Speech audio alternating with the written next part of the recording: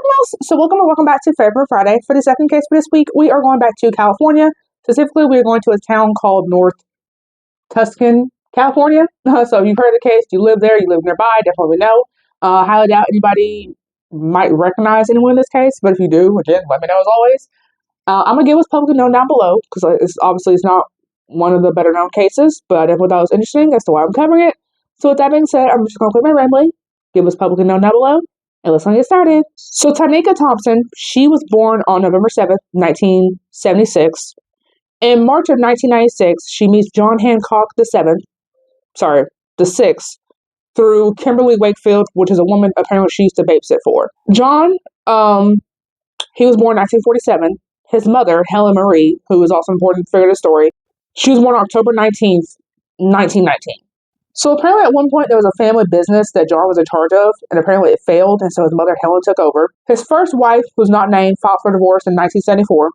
He gets arrested for assault in 1977.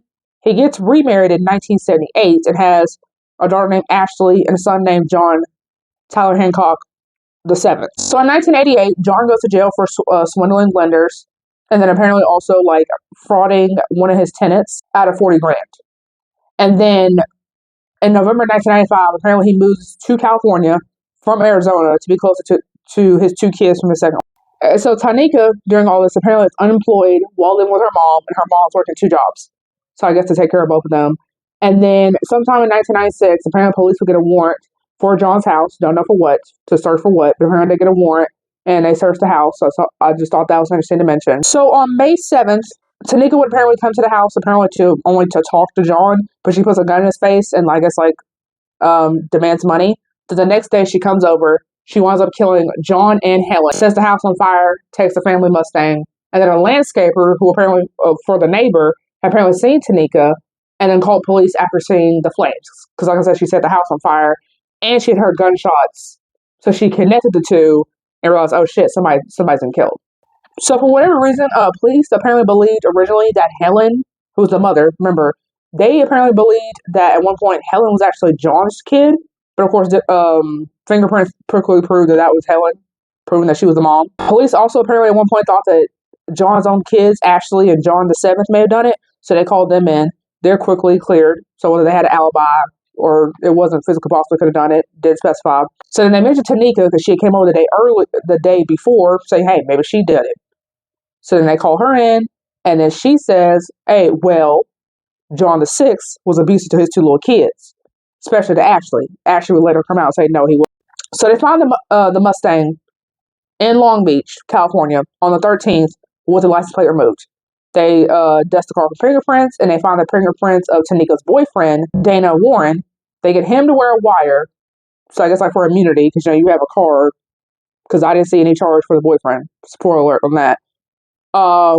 Wear a wire with your girlfriend, get her to confess the crime so we can get her, because it's looking like she did it. And of course, they bring her in on the 24th. So she would try to hire an inmate to try to get Dana for basically being the reason that she's now in jail, because like I said, Dana had to wear the wire and everything. And so there's nothing really said about that, considering that it's known. I guess I would assume that showed the jury that she was extra risk. And so she basically apparently had the death penalty on the table at first, but she pled guilty to the murders to get it off the table. And then I assume when asked why you committed these two murders, she's like, well, John was not living up to my financial expectations. So John basically was being what we call sugar daddy nowadays. And Helen's death was essentially collateral damage. So she didn't have to die, but she kind of did. I guess that was Tynickia's thought process. She was given 2 life sentences, of course. She appeals, as most killers do. That was denied. And as far as the records I found, she's still in prison to this day.